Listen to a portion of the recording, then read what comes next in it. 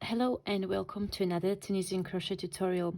So today we will be working on the Autumn Leaves Headband together, or Autumn Leaves ear warmer. This is a very simple beginner friendly pattern that is worked in finger and weight yarn and using 5mm Tunisian crochet hook. So the basic about the pattern is it is worked in Tunisian full stitch throughout, which is 2-row repeat, and the fabric is doubled up. So Tunisian full stitch looks really nice, however it's a quite gappy stitch. So what I want you to do, I want you to do accessory that is not going to just look very nice, but it's going to be very functional as well. So it'll keep you nice and toasty throughout cold autumn and winter days. So today I'm going to be making a small version, a one for my daughter, and along I'm going to be explaining how to make the full version. So this is a perfect pattern if you've got that one hand done skein somewhere in your stash, or if you've got some leftover yarn. So for the large size, for the adult size, you would need just about 60 grams of finger and weight yarn. So to start with, you will first make a slip knot.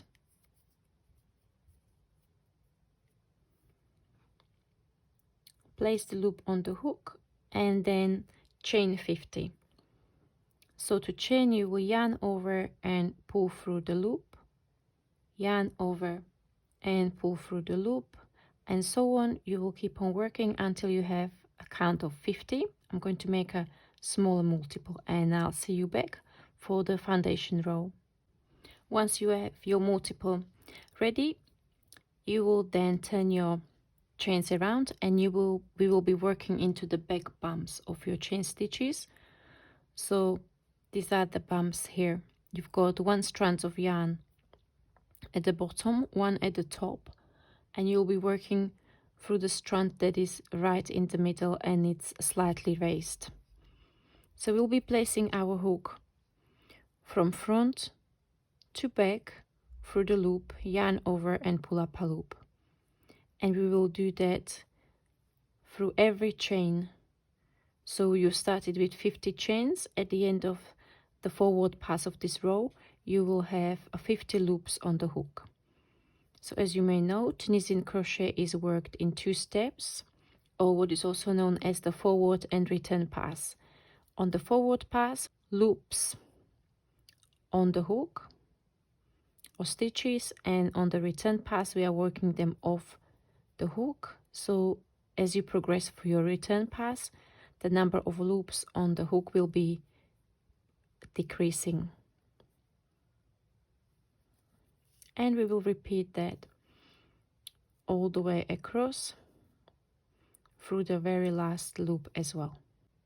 Once we have all the loops of the forward pass on the hook, we'll begin the return pass.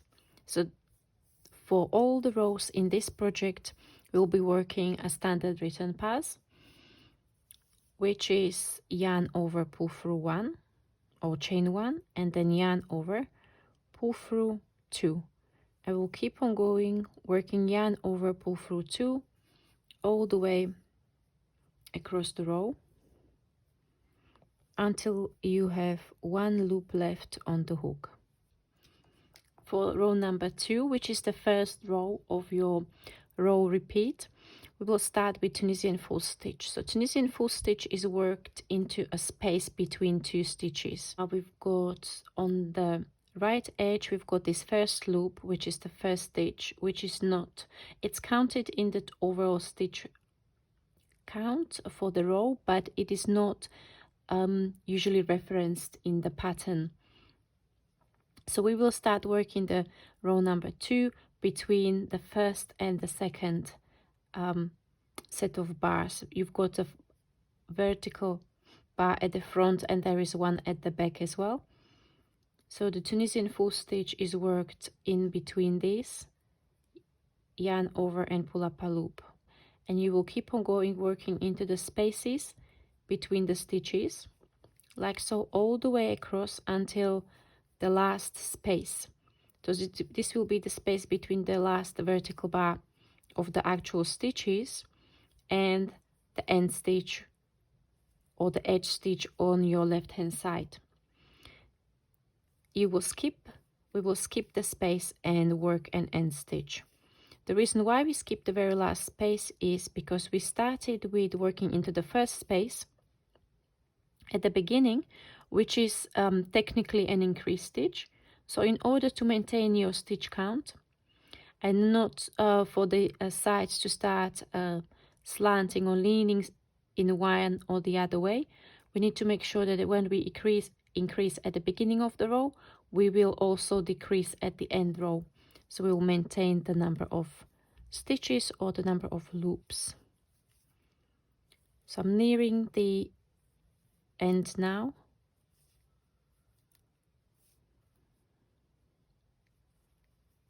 And you can also exploit this property of the Tunisian full stitch, and you can use it to increase in your projects. So this gives you an bonus little tip to use this stitch and increase stitch as an increase stitch in your projects where you need to increase stitches. With mine, so I am working now into the last space that is worked. As you can see, I still have one more space here. I'm going to skip that and work an end stitch.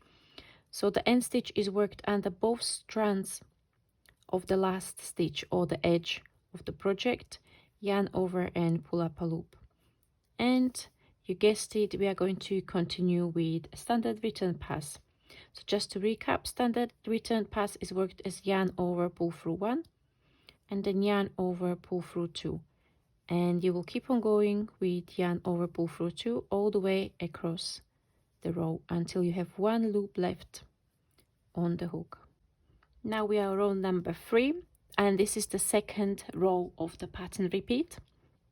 So we will skip the first space where we worked a stitch into in the previous row. So this will be, we are skipping this space here between the edge stitch here and the first set of vertical bars, and we will work Tunisian full stitch into the next space and into each space across the row, including the last space which we skipped in the previous row. So I am now at the end of the row number 3. This is the very last space that we skipped in the previous row. We will work into the space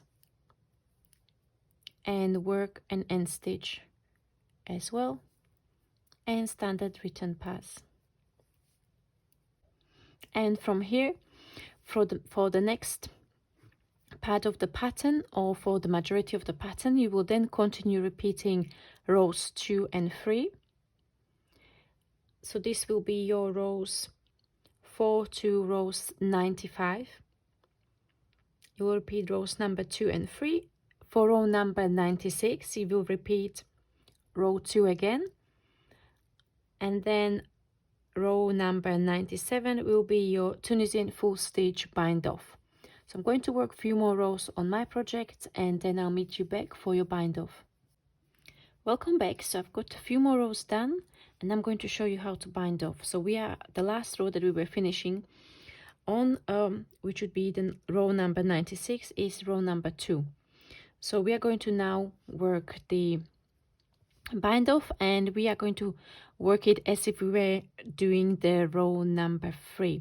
So for row number 3, we skipped the first space and then we worked into the second space. So what we're going to do is we are going to work into the second space between the stitches, pull up, yarn over, pull up a loop, and then pull through the loop which is already on the hook. And I recommend that you do this not too tight, otherwise the top edge will pull in on you. So you want to do it not too loose to have a flare. We're going to do that for every single of the spaces that we would normally work. So between the bars, all the way across and into the last space and the edge stitch as well. And what you can see is this will create a nice little top edge that looks similar to the bottom edge. So we started with the chains and the top edge will resemble that. And because we are working the Tunisian full stitch bind off, this will maintain the stitch pattern all the way to the very top edge. So now, as you can see, this stitch curls a lot. So the way we are going to combat this is the way we assemble it, but also I would very strongly recommend for you to block your project. I love steam blocking because it's quick and has got a wonderful results. So what I usually do, I take my projects once I finish it. You can weave in your ends, or you can do that at the very end, and then I would pin it down on the blocking mats and steam block it. So I would take my steamer or your iron on the steam setting, and you would go over just about 1/2 inch to maximum of inch about the surface of your fabric, and you would let the steam to kind of soak into the fabric, and then you let it dry, pin down. I usually leave my project on the blocking mat for about a day or two for the best results. So once you take off the pins, you will see that the project is sitting nice and flat, or should sit nice and flat, ready to be assembled. So the next part of the video is without any commentary. These are short videos that I made for my Instagram as a promotional material for the headband. So you will see the basic techniques, how I assemble it. Just quickly to talk about it, as you can see, the seam that I've created runs through the inside of your project, so you actually don't see the seam when you are working it. And the way it was achieved, that once